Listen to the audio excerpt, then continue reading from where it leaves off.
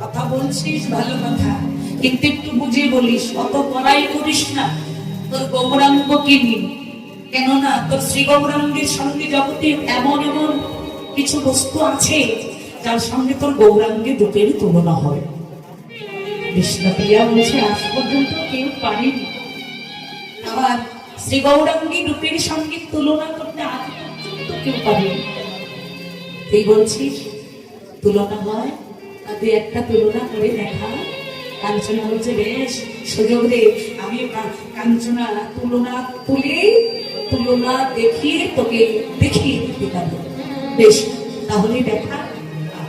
বলছে সন্তান হলে মিলিয়ে নিবি। কিন্তু কাঞ্চনা শুরু করলেন হ্যাঁ বিষ্ণুপ্রিয়াকে শ্রী গৌরাঙ্গের রূপের সঙ্গে তুলনা করতে।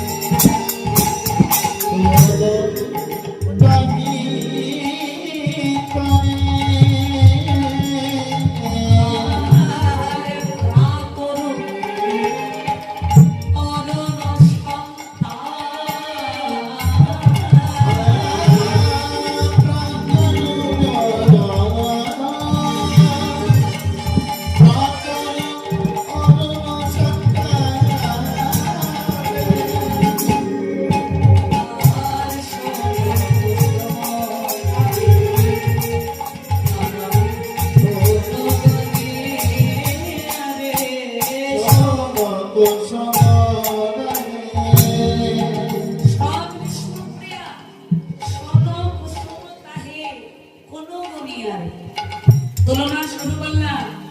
শন কুসুম এটা একটা ফুলের গাছ, এটা দেখতে একেবারে কাঁচা সোনার মতো বড়। শোন, এই ফুল দেখলে তোর প্রাণ জুড়িয়ে যাবে শ্রী গৌরাঙ্গের রূপের কাছে, মানে এই কাঁচা সোনা শন কুসুম ফুলের কাছে তোর গৌরাঙ্গের রূপ হেরে যাবে। একটু বিচার করে দেয়। বিষ্ণুপ্রিয়া বলছে তোর কথা হয়েছে? বলে হ্যাঁ।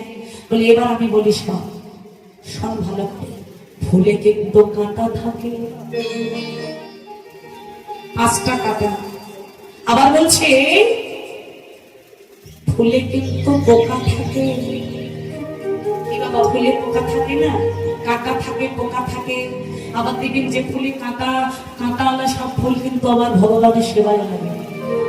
বলে কাঞ্চনা রে, আমার গৌর ফুলে না আছে কাঁটা, না আছে পোকা। আমার গৌর ফুলে কোনো কাঁটাও নাই, পোকাও নাই। আবার আমার গৌর ফুলের কোনো অহংকার নেই। কাঞ্চনা বলছে তার মানে বলতে চাইছি যে এই সব ফুলের সঙ্গে হলো না, তাতে কি হয়েছে? আরো একটা আছে। কি বললে? প্রাতরে